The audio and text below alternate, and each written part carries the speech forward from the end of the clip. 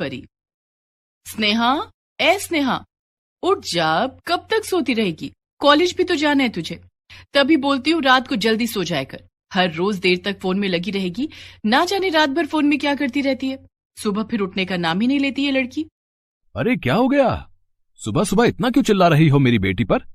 अभी अभी तो सुबह हुई है, तुमने मेरी बेटी पर चिल्लाना भी शुरू कर दिया। सच में पापा, मम्मी का ना ये रोज का काम हो गया है। सुबह होते ही मुझे डांटने लग जाती हैं। रात को मैं मूवी देखती हूँ। अब पूरा दिन तो टाइम मिलता नहीं कि मूवी देखूं, तो रात को ही देखती हूँ ना। और मम्मी को उससे भी प्रॉब्लम है। अब आप ही समझाओ ना मम्मी को। हाँ हाँ, मुझे तो जैसे शौक है ना चिल्लाने का तुझ पर, और कुछ काम थोड़ी है ना मेरे पास। बेटी को कुछ बोलो तो उसके पापा शुरू हो जाते हैं, और पापा को कुछ बोलो तो उसकी बेटी शुरू हो जाती है। और बिगाड़ो अपनी बेटी को आप। ठीक है, मेरी बेटी है तो मैं ही अपनी बेटी को बिगाड़ूंगा ना। इतना सुनकर स्नेहा की मम्मी उसके रूम में से चली जाती है। पापा, मैं क्या बोल रही थी कि आप मुझे एक स्कूटी खरीद के दिलाओ ना प्लीज। मेरा बहुत दिनों से मन हो रहा है मैं अपनी स्कूटी में दोस्तों के साथ सिनेमा हॉल में मूवी देखने जाऊं। और पता है पापा, मेरे दोस्तों में किसी के पास भी स्कूटी नहीं है। मेरी स्कूटी देखकर सब चल जाएंगे। ठीक है, पर पहले हमें स्कूटी सीखनी पड़ेगी ना, तभी तो तुम चलाओगी। और फिर तुम्हें लाइसेंस भी लेना पड़ेगा, तभी जाके तुम रोड पर इसे चला सकते हो। वो पापा, ये सब मैं जानती हूँ। और दूसरी बात लाइसेंस की, तो वो तो आप देख लो, मैं तो सीख लूंगी गाड़ी 2 दिन में। आप बस मुझे खरीद के तो दो, बाकी का सारा मैं देख लूंगी। और हाँ पापा, मम्मी को मत बोलना, नहीं तो वो फिर से शुरू हो जाएंगी। मैंने उन्हें कितनी बार बोला है स्कूटी खरीद के दो, स्कूटी खरीद के दो, पर वो है कि सुनती ही नहीं। वो बोलती है पहले बड़ी हो जाओ। मैं इतनी बड़ी तो हो गई हूँ, कितनी बड़ी हूँ अब। ठीक है मेरी माँ, खरीद दूंगा, बस और कुछ? नहीं नहीं, बस और कुछ नहीं चाहिए। अभी के लिए तो स्कूटी ही दिला दो आप मुझे। अब आप जल्दी से जाओ यहाँ से, मुझे रेडी भी होना है, नहीं तो मैं कॉलेज के लिए लेट हो जाऊंगी। हाँ, मैं जा रहा हूँ, तू रेडी हो जा, नहीं तो तेरी मम्मी फिर आ जाएगी। ये बोलकर उसके पापा भी उसके रूम से चले जाते हैं। थोड़ी देर बाद स्नेहा रेडी होकर ब्रेकफास्ट के लिए आती है। ये क्या, ब्रेकफास्ट टेबल पर नहीं है? पूजा आंटी, पूजा आंटी, पूजा आंटी, अभी तक आपने टेबल पर ब्रेकफास्ट नहीं लगाया है, तो आप कब सर्व करोगी और कब मैं खाना खाकर जाऊंगी? अब बस बस हो ही गया, वो थोड़ा आज आने में लेट हो गया ना, तो तुम बैठो ना, मैं लगा देती हूँ अभी। हाँ हाँ, बस अब आप बहाना शुरू कर दो, खाना बाद में बना लेना। आप गरीब लोगों को बिल्कुल भी टाइम की कदर नहीं है, तभी तो आप लोग गरीब के गरीब ही रह जाओगे। पूरा मूड खराब कर दिया आपने सुबह सुबह मेरा। स्नेहा, क्या हुआ? आंटी से ऐसे क्यों बातें कर रही है तू? मम्मी, आप ना इसे समझाओ पहले। इतनी बार बोला गया है कि टाइम पे ब्रेकफास्ट टेबल पर होना चाहिए, फिर भी इन गरीब लोगों के दिमाग में ये बात जाती ही नहीं है। खाना खाते टाइम तो हाथ धीरे नहीं चलता, बस कुछ काम करने के लिए बोल दो तो इनके जैसे हाथ ही नहीं चलते। स्नेहा, आंटी तुमसे बड़ी हैं, उनसे ऐसी बातें क्यों कर रही हो तुम? आज ही तो लेट हुआ है और तुम इसे इतनी बातें सुना रही हो। मम्मी प्लीज, अब आप मत शुरू हो जाओ फिर से। आपको पता है ना, अगर मैंने टाइम पर ब्रेकफास्ट नहीं किया तो मेरा खाने का मन नहीं करता है, और फिर भी आप मुझे ही समझा रही हो। अच्छा ठीक है, मैं तुझे खाना सर्व करती हूँ, आजा जल्दी से बैठ जा। नहीं मम्मी, मुझे नहीं खाना, और आप ही खाओ। कल ही मैं पापा को बोलकर एक नई काम वाली रखने के लिए बोलूंगी। इन गरीब लोगों को ना सबक सिखाना ही पड़ेगा। ये बोलकर स्नेहा कॉलेज के लिए निकल जाती है। कुछ दिनों बाद स्नेहा के बर्थडे पर उसके पापा ने उसे एक नई स्कूटी गिफ्ट कर दी। वो अपनी नई स्कूटी देखकर बहुत खुश हुई। उसके बाद से उसने स्कूटी सीखने जाना शुरू कर दिया। उसने थोड़ा बहुत ही स्कूटी चलाना सीखा था कि उसने सीखने जाना ही बंद कर दिया। उसे अपने ऊपर इतना कॉन्फिडेंस था कि एक दिन वो स्कूटी लेकर मेन रोड पर चली गई और उसने एक आदमी को धक्का मार दिया। तभी कुछ लोग एक्सीडेंट हुआ देख भागकर उस आदमी के पास गए और कुछ ही सेकंड में भीड़ जमा हो गई। इससे पहले कि कोई स्नेहा को देखता, वो वहां से बिना उस आदमी की मदद किए स्कूटी चलाकर घर वापस आ गई। ये सब होने से वो बहुत डर गई थी। उसकी ये हालत देख उसके पापा को समझने में देर नहीं हुई कि कुछ तो हुआ है उनकी बेटी के साथ। फिर उसके पापा के पूछने पर उसने सब कुछ बोला। ये सुनकर स्नेहा के पापा ने उस आदमी के घर वालों को कुछ पैसे देकर उनका मुंह बंद कर दिया।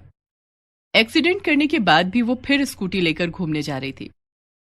मम्मी, मैं स्कूटी लेकर जा रही हूँ, आने में थोड़ा लेट हो सकता है। आप बार बार कॉल करके मुझे परेशान मत करना, ठीक है?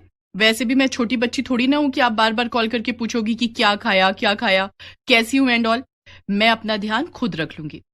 मैं तुझे कॉल करके परेशान करती हूँ तो तू मुझे बोलकर जाया कर ना। बिना बोलकर जाएगी तो टेंशन तो होगा ही ना। हाँ, तो मैं पापा को इन्फॉर्म कर देती हूँ, आपको बोलना भूल जाती हूँ। अब आप पापा से पूछ लिया करो ना, मुझे कॉल करके परेशान मत किया करो। वैसे भी आज मुझे लेट होगा और मैं आपको आज बोल के भी जा रही हूँ, तो प्लीज मुझे तो आज कॉल मत ही करना। अब मैं टाइम पर आ जाऊंगी घर। ठीक है जा, जब मन करे तभी आना। अब मैं तुझसे कुछ पूछूंगी भी नहीं और कुछ बोलूंगी भी नहीं, ठीक है ना? हाँ, ये ठीक रहेगा। स्नेहा अपनी स्कूटी लेकर घर से निकल जाती है। सुबह से शाम हो जाती है पर स्नेहा घर वापस नहीं आती। उसके घर वापस ना आने से उसके मम्मी पापा को टेंशन हो जाती है। वो उसको कॉल पर कॉल किए जा रहे थे पर वो है कि कॉल रिसीव ही नहीं कर रही थी। आपकी वजह से इतना बिगड़ गई है। मेरी बात तो जैसे उसके कान तक पहुंचती ही नहीं है और आप हो कि उसे कुछ बोलते ही नहीं हो। अब देख लिया ना उसका नतीजा। रात होने को आई है पर उसने ना ही एक कॉल किया और ना ही अब तक घर वापस आई। क्या करोगे? अब बोलो, चुप क्यों बैठे हो? वो तो कभी ऐसा नहीं करती, फिर आज उसने इतना लेट कैसे कर दिया? कुछ समझ में नहीं आ रहा है मुझे। क्या करूं, कहां जाऊं? मेरा भी तो कॉल पिक नहीं कर रही है। हे भगवान, मेरी बेटी का ध्यान रखना। अब भगवान को बुलाकर क्या होगा? तुम्हारे प्यार ने उसको आज इतना बिगाड़ दिया। तुमने अगर टाइम से पहले ही उसे समझा दिया होता तो आज ये दिन नहीं देखना पड़ता हमें। अब मुझे समझ आ रहा है कि मेरी वजह से ही हमें यह दिन देखना पड़ रहा है। भगवान, बस आज वो सही सलामत घर आ जाए। मैं उसे अच्छे से समझा दूंगा तो वो दोबारा ये हरकत नहीं करेगी। हे भगवान, अब आप ही कुछ कर दो। घर में ये सब बातें चल ही रही थी कि तभी अचानक फोन की रिंग बजती है। स्नेहा के पापा ने फोन उठाया। फोन पर बात करते हुए उसके पापा बहुत डर गए और फिर फोन रख दिया। ये देखकर उसकी मम्मी परेशान हो गई। फिर उसके पापा से पूछने लगी पर उसके पापा की तो जैसे मुंह से आवाज ही नहीं निकल रही थी। बार बार पूछने पर वो बोले, 1 घंटा पहले हमारी बेटी का एक्सीडेंट हो गया है। वो अभी सिटी हॉस्पिटल में भर्ती है। वहां से ही कॉल आया था। क्या? हे भगवान, ये कैसे हो गया? ये क्या हो गया हमारी बेटी के साथ? इतना सुनकर वो दोनों हॉस्पिटल जाते हैं और देखते हैं कि उनकी बेटी के एक पैर और हाथ में प्लास्टर किया हुआ है और सर पर भी पट्टी की हुई है। ये देख स्नेहा की मम्मी रोने लग जाती हैं। फिर दोनों कुछ देर बाहर ही वेट करने के बाद डॉक्टर ने उन्हें अपनी बेटी से मिलने की परमिशन दी। अपनी बेटी को देखकर उसकी मम्मी उसके पास जाकर हाथ पकड़कर रोने लगती है और उसके पापा दूर से ही खड़े होकर अपनी बेटी की हालत देख खुद को दोषी मान रहे थे। थोड़ी देर बाद डॉक्टर आते हैं। ये तो अच्छा हुआ कि इनको टाइम पे एक औरत लेकर आ गई, नहीं तो इनको बचाना मुश्किल हो जाता।